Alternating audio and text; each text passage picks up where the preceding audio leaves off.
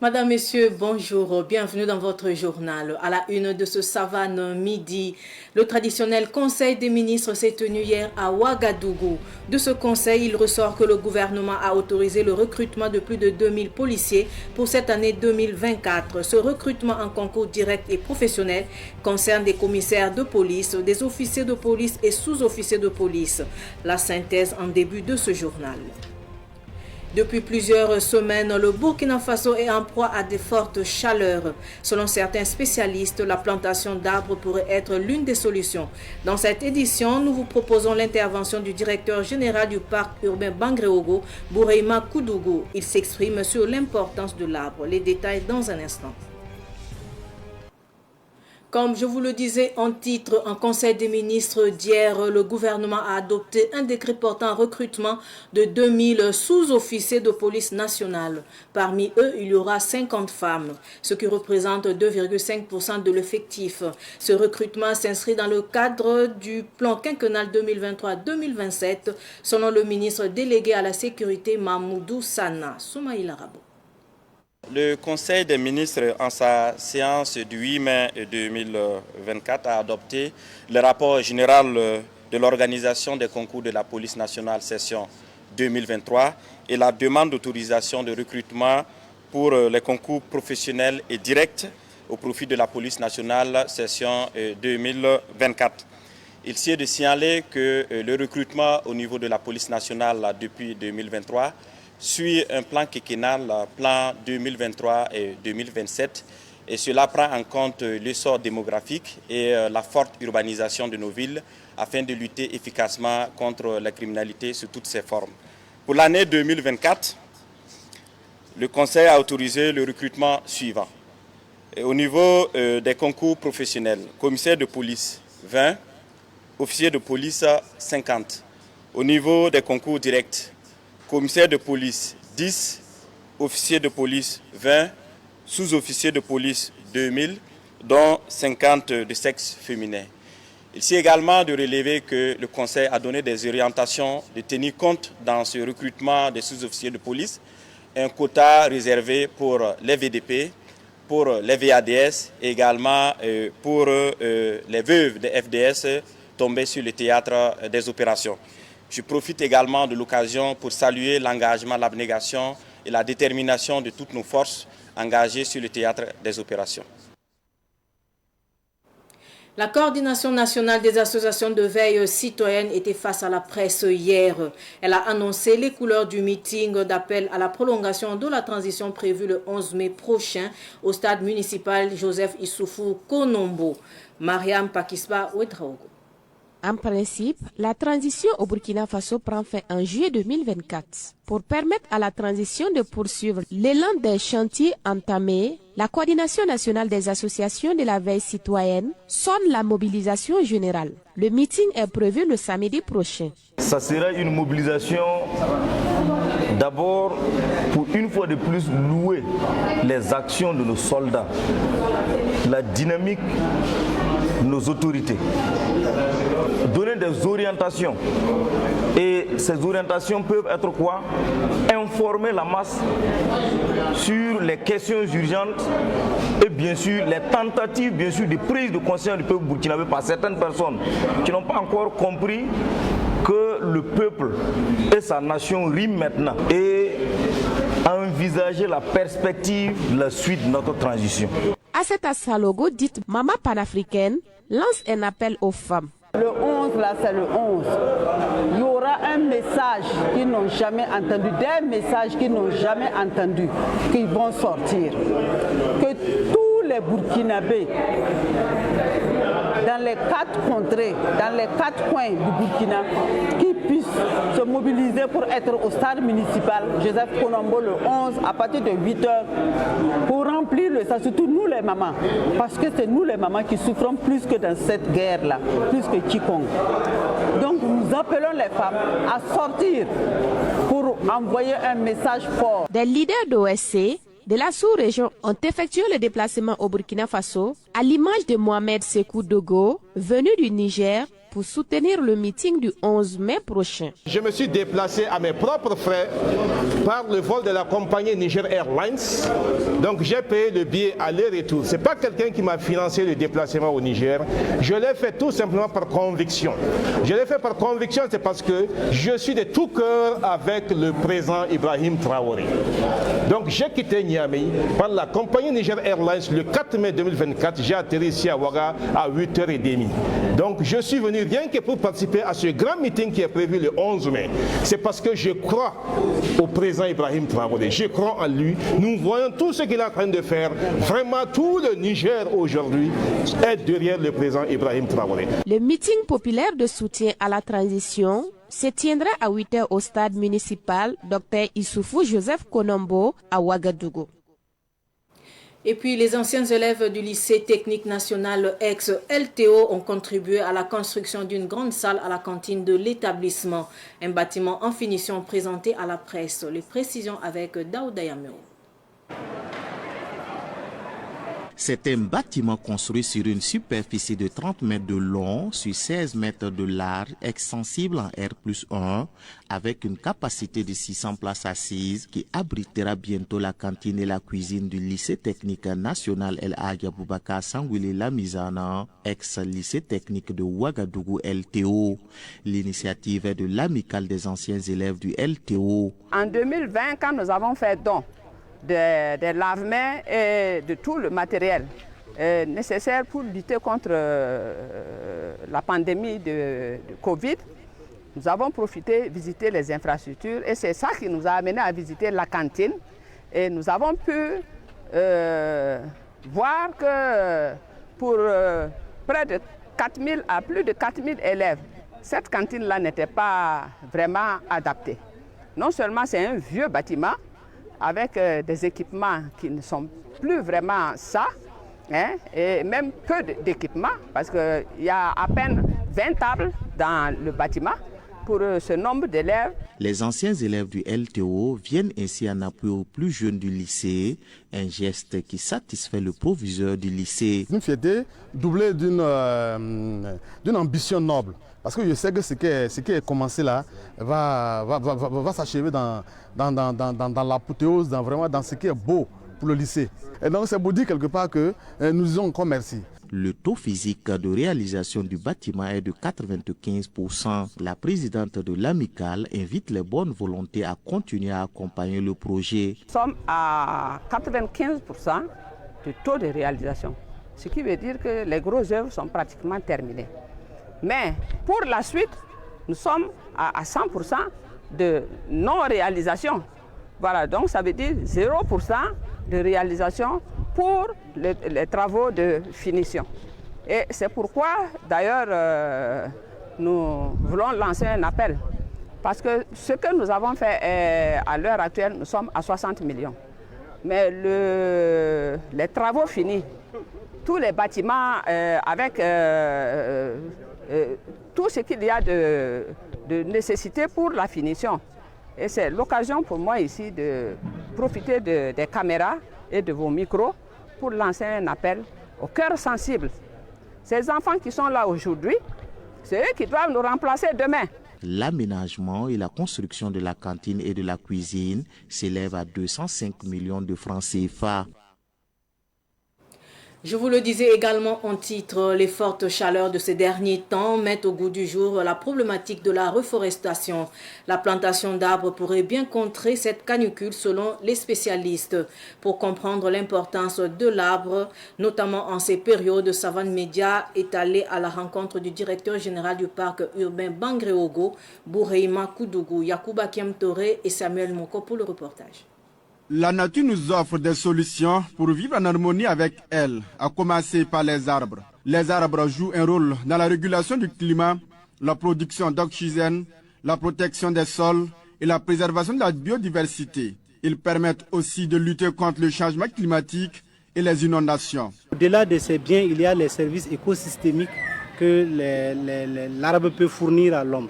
Donc à travers la photosynthèse, les plantes contribuent à séquestrer le gaz carbonique, le CO2, à travers la photosynthèse, ce qui est très important pour ce qui concerne l'atténuation au changement climatique.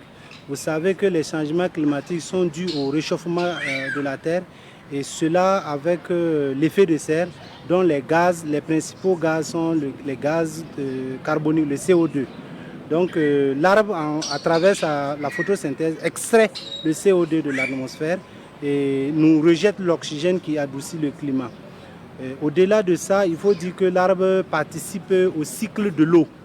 Voilà, à travers les racines, l'arbre permet effectivement l'infiltration de l'eau et ainsi ça contribue à la recharge de la nappe phréatique, ce qui permet effectivement à tous ceux qui font des fourrages de pouvoir bénéficier d'une nappe phréatique rechargée. C'est donc au regard de tous ces bienfaits des arbres que le directeur général du parc urbain Bangré-Ouégout invite la population burkinabé à planter utile. Il est conseillé de créer ce qu'on appelle des îlots de fraîcheur. Les îlots de fraîcheur tels que les espaces verts, les plantations d'alignement, les squares, les jardins. Et même dans les concessions, il est conseillé de planter les arbres. Donc cela va créer des îlots de fraîcheur et ce qui va permettre de s'adapter à ces vagues de chaleur qui fouettent de plein fouet notre pays, notamment le Burkina Faso et notamment la ville de Ouagadougou. Et pour planter utile, il faut savoir qu'il y a différents types de plantes qui apportent de l'ombre et favorisent la vie de l'homme, selon le pépiniériste Bila Tapsoba.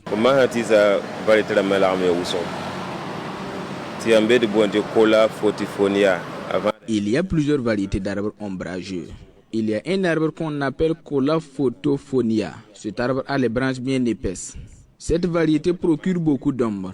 Le flamboyant jaune également procure de l'ombre et les feuilles ne tombent pas. Il y a plusieurs variétés qui procurent de l'ombre. Même le manguier fournit de l'ombre et est très bénéfique pour l'homme. Surtout en période de chaleur, l'homme profite de l'ombre et des fruits. C'est maintenant qu'il faut préparer les opérations de plantation d'arbres de la période d'hivernage. Les uns et les autres sont prévenus que le reboisement est nécessaire au regard de la canicule cette année. S'entérime avec propreté, c'est ce qui a amené les commerçants de Arbia dans l'arrondissement 4 de Ouagadougou et leurs partenaires, l'association Golden Team, a organisé le nettoyage du dit marché. L'opération a eu lieu dans une ambiance festive. Le point avec Abdoulaye Kinda. À travers des pas de danse, l'association Golden Team, qui est une structure culturelle basée à l'université Kizerbo, accompagnée des commerçants de Arbia, donne un message de paix. Ils nettoient et ramassent les ordures pour rendre la vie meilleure dans ce marché de Arbia. C'est la joie du côté des premiers responsables du marché. C'est l'association Golden Team qui est venue nous appuyer pour qu'on puisse nettoyer le marché. Premièrement, je remercie leur partenariat et consorts, puisqu'ils ont bel et bien travaillé. L'organisation qui a organisé, c'est eux qui l'ont organisé, avec nos femmes et nos enfants qui sont là, à cause de eux qu'ils ont aidé. Sinon, toutes les choses qui sont là, c'est eux qui nous ont aidés. Les bacs et consorts, c'est eux qui ont amené ça. Nous sommes très satisfaits. On remercie les gens. En tout cas, ils ont travaillé.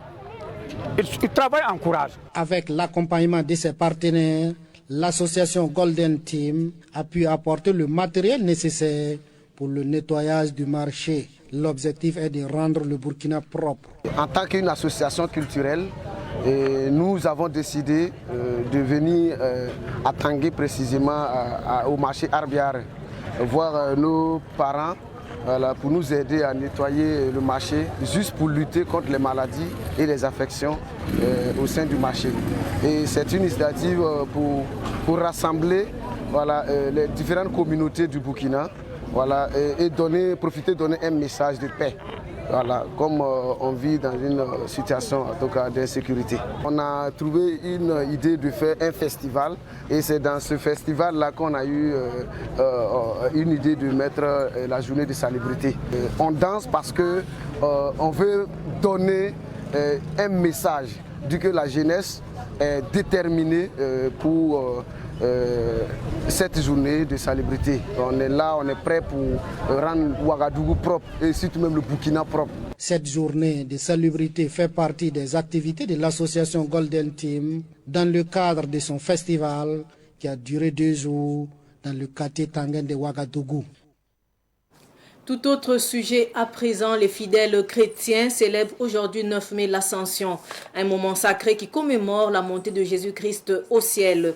L'Ascension est célébrée 40 jours après la Pâque ou la résurrection de Jésus-Christ. La paroisse Saint-Marc de Nagrin n'est pas restée en marge de cette journée. Ketoura Sempore, reportage. À la paroisse Saint-Marc de Nagrin, les fidèles catholiques se rassemblent pour rendre grâce et louer Dieu à l'occasion de cette journée qui célèbre l'ascension de Jésus vers le ciel. La liturgie est marquée par des lectures bibliques qui racontent le récit de l'ascension. Car le Seigneur Jésus, le roi de gloire, vainqueur du péché et de la mort, s'élève aujourd'hui au plus haut des cieux, devant les anges émerveillés. Des chants et des danses marquent également cette célébration.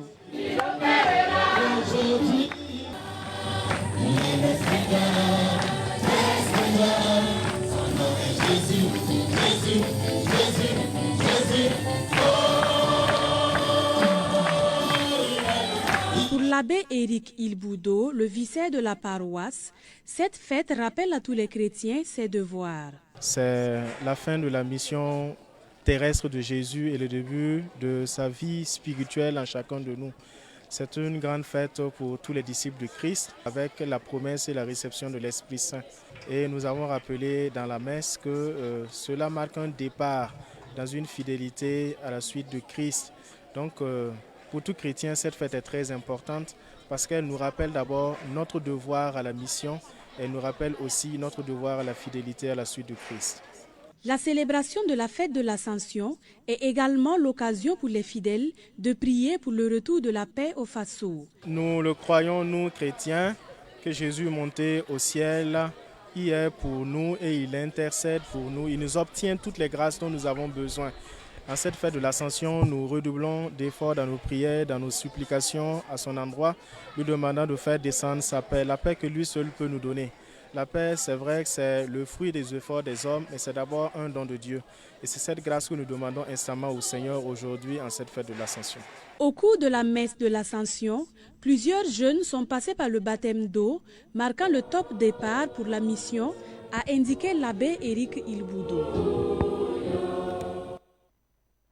Nous parlons des Koundé à présent. L'artiste Amzi est le Koundé d'or 2024. Il succède ainsi à l'artiste Smarty. Amzi était en lice avec Kayaoto et Djeli Karim. Il a remporté ce trophée hier soir à la salle des banquets de Ouaga 2000 au cours de la cérémonie de distinction. Madinatou et Draogo nous en dit plus.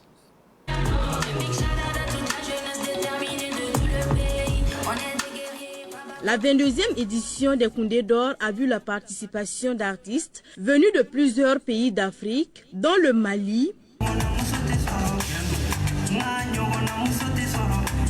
la Côte d'Ivoire, le Congo.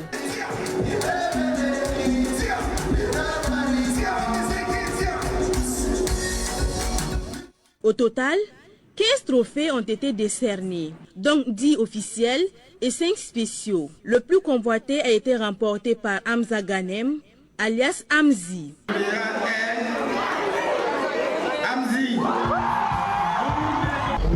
Cette sensation, je ne saurais l'expliquer. Je vais tout simplement dire, c'est pas trop tôt. Ça fait des années que je l'attends. Maintenant, ça y est là. Et je dirais qu'on se donne rendez-vous dans 2 ans pour le deuxième. On a tout simplement fait ce qu'on sait faire le mieux, chanter, donner le meilleur de nous et avoir confiance en nous. Et je parle de nous, je parle en pluriel parce que je ne suis pas seul, il y a toute une équipe qui travaille avec moi pour la communication, pour les choix des chansons. Et je tenais à dire que ce trophée, je l'ai dédié à toute cette équipe-là et aussi ceux qui me donnent le courage d'avancer. Djeli Karim a remporté le Koundé du public avec 39% de voix. Je dis Dieu merci. Voilà, et Dieu merci à tous mes fans. C'est grâce à eux, moi seul je ne peux pas. C'est grâce à mes fans, grâce à notre public de Burkina Faso. Et grand merci à tous les mélomanes. Et grand merci à tous les membres de Koundé. Grand merci à notre commissaire. Merci à vous qui a fait le déplacement. Sans vous, nous, on n'est rien. Le commissaire général de Koundé, Salfo Sore alias Diapres, exprime sa satisfaction quant à la réussite de l'événement malgré les difficultés. Si vous remarquez bien, aujourd'hui, tous les événements qui se tiennent sur le plan culturel, c'est des événements d'État, comme la SNC, le FESPACO, le CIAO, c'est sur le budget de l'État. Le Koundé, c'est pas pareil. Voilà, c'est des privés, c'est des partenaires privés qui sont impactés par la crise et qui n'arrivent pas à couvrir le territoire par leurs activités, donc qui voient leur chiffre d'affaires diminuer, mais qui continuent à faire confiance au Koundé et à soutenir les Koundé. Vraiment, je voudrais profiter de votre micro pour les saluer. Amzi, lauréat du Koundé d'or, est reparti avec un trophée et des gadgets. Les autres lauréats ne sont pas repartis les mêmes vies.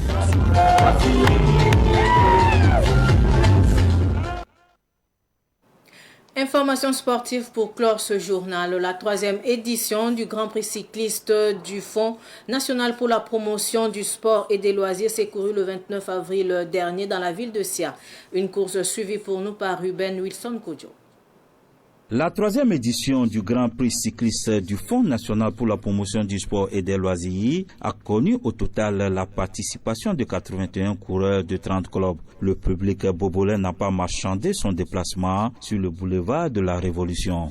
Sur un circuit fermé de 5,630 km à parcourir 22 fois pour les hommes, soit une distance totale de 123,860 km, Aruna Ilboudo de la JCK franchit le premier la ligne d'arrivée en 3h27 minutes 15 secondes, soit une vitesse moyenne de 35,852 km/h. Pour les dames, la compétition s'est disputée sur une distance totale de 33,780 km pour 6 tours du circuit. Et là, la Moussa Zougrana de l'ASBCL se succède à elle-même. Je suis très satisfait de la course d'aujourd'hui.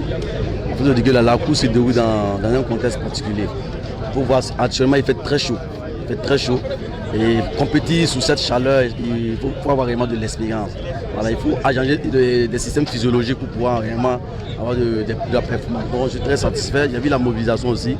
Les gens sont vraiment sortis par rapport à l'année passée. Je suis très content de cette course. L'objectif est atteint parce que pourquoi organiser telle compétition? D'abord, on a donné la compétition à Bobo Dioulasso.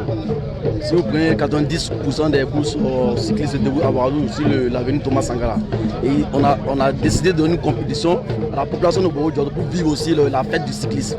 Voilà, ça c'était le premier objectif. Deuxième objectif aussi, le terrain d'ici est très différent de celui de Ouagadougou. Donc ça permet aux cyclistes de se comparer à d'autres contextes et à d'autres terrains. Donc ça veut dire que l'objectif est vraiment atteint. Le ministre en charge des sports apprécie positivement la compétition. Cette course qui a commencé à cela 2 ans, et là c'est la 3e année, est une très belle course. Nous avons vu comment les gens se sont battus. Donc vous avez vu aussi que le parcours était accidenté.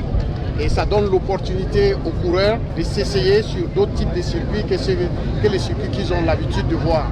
Donc ça c'est pour surtout les préparer aux grandes compétitions. Le premier des hommes a reçu un chèque d'1 million de francs contre 500 000 francs CFA pour la première des dames.